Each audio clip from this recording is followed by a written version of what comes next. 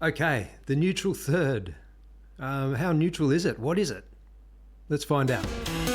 Meg V's Music.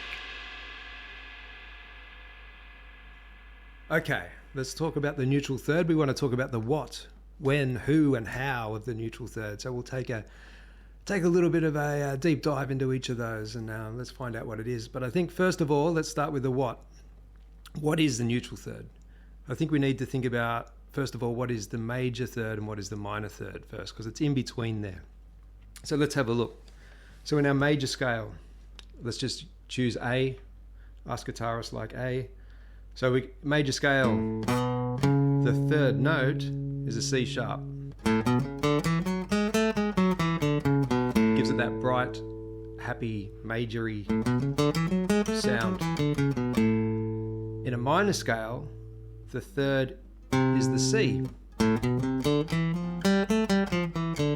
little bit more thoughtful, a little bit, So the neutral third is somewhere in between this C and the C sharp.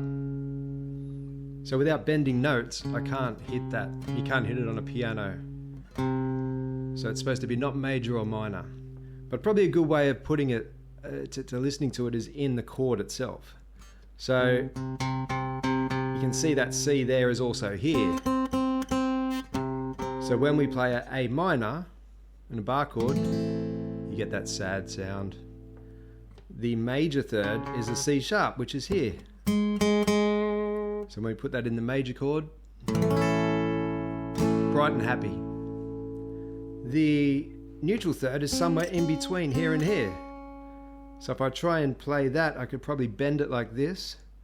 I've had a little play of what's in between, about 50 cents. It's about there.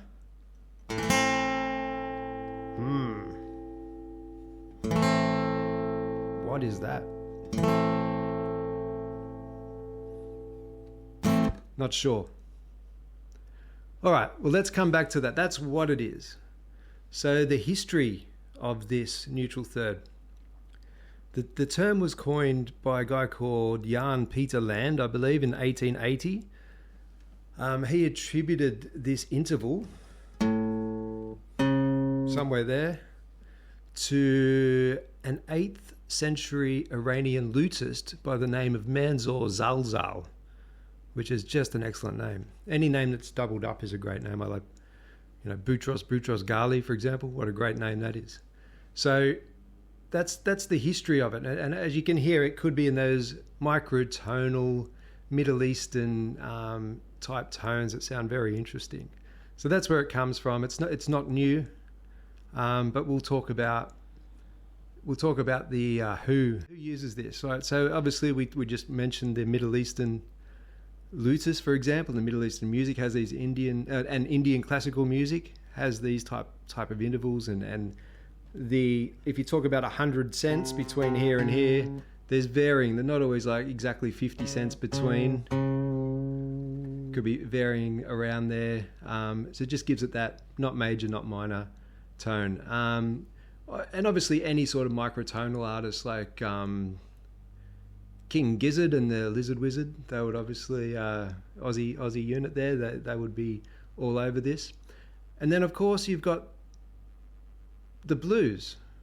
So the blues is always mucking around with that in between major and minor, playing major over minor and vice versa, and then playing in between them either with the voice or bending strings, for example. So what we're going to do shortly is, let's have a look at how we'll get together and play a few little songs. All right, so we could try a little chord progression maybe, which kind of goes down that, stepping down the microtonal in between here. So we could say, start with an A major 7th. We could go to this A neutral, and then maybe end up on a C sharp major 7th. I don't know, let's try that again.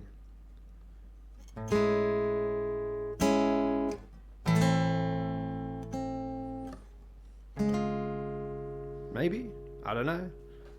Sounds all right. But of course we can also look at examples in the blues. So to do that, I'm going to have to get my duplicate over here. So let's go. Thanks, mate. What? Are you right to go? Yeah. I just want you to play a minor blues scale over major blues chords. All right. And let's get in between that. Let's find some of that neutral third, yeah? Sure. All right. Let's do it. 1, 2, 3, 4.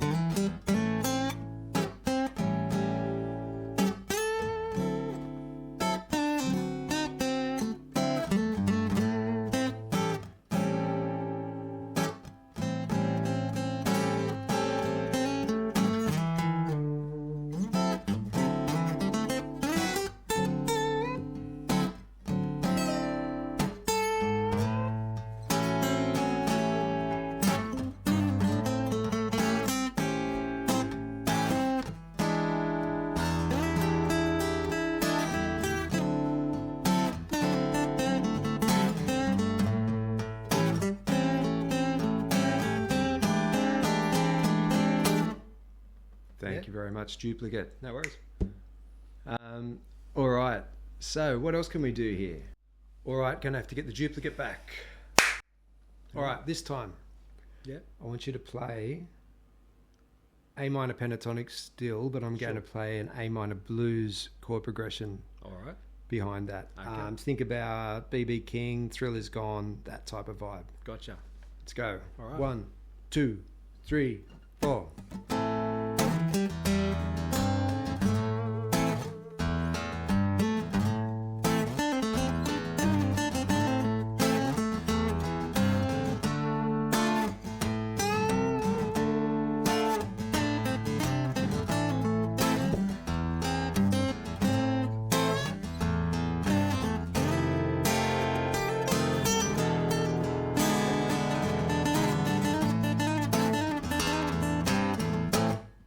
Just like that.